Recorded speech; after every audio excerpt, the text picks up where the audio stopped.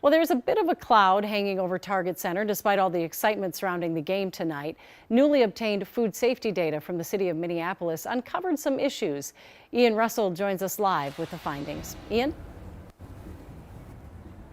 Yeah, well, Julie, thousands of fans are going to pack into Target Center here for Game 2 against the Warriors, but of course they're going to grab a snack, they're going to have a beer and some food, things like that while they enjoy the game. But as you mentioned, we found some new health code violations here at Target Center, down the street at Target Field, and just across downtown here at US Bank Stadium. Now, these things range from things as small as signage that may be missing, all the way up to rodent droppings and dead mice.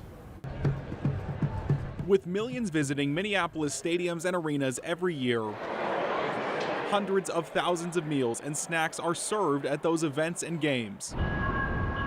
But at US Bank Stadium, Target Field, and Target Center, where you get that food, has seen some issues. New data from the Minneapolis Health Department shows numerous health code violations at the three facilities over the past few years. Many of those were found during routine inspections. That includes things like unclean walls and floors at some shops at Target Center, broken coolers at US Bank Stadium, and black biofilm growing inside an ice machine at Target Field. It also includes multiple instances of rodent droppings being found at all three facilities since the start of 2023. Some of the facility issues, not too surprising because they are very large. We asked Amy Johnston to look at the data. She's a food safety educator at the University of Minnesota. She says some of these violations are easy to fix and were addressed immediately, like hand washing signs that needed to be replaced. Comes to reinspect and all of the issues were still there, that would be an area of concern, but that's not the case here. That's not what's happening. Of course, some things like the rodent droppings are a concern, but she says these are large spaces with multiple entry points that are difficult to maintain.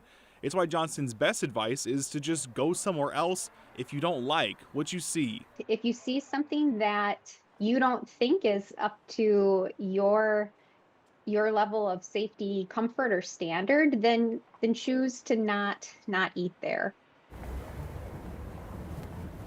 Now, I do want to be really clear that a lot of these things had labels on them. They were fixed immediately and that they were corrected on site, meaning they were taken care of fairly quickly there. Now, also on that data set we received, there were multiple instances of things saying that these workers that were working with the food and staff of these stands here had discussions with the inspectors to understand some of those proper food practices. Julie? I think it's safe to say it won't put a damper on anybody going to that game tonight. Thanks so much, Ian.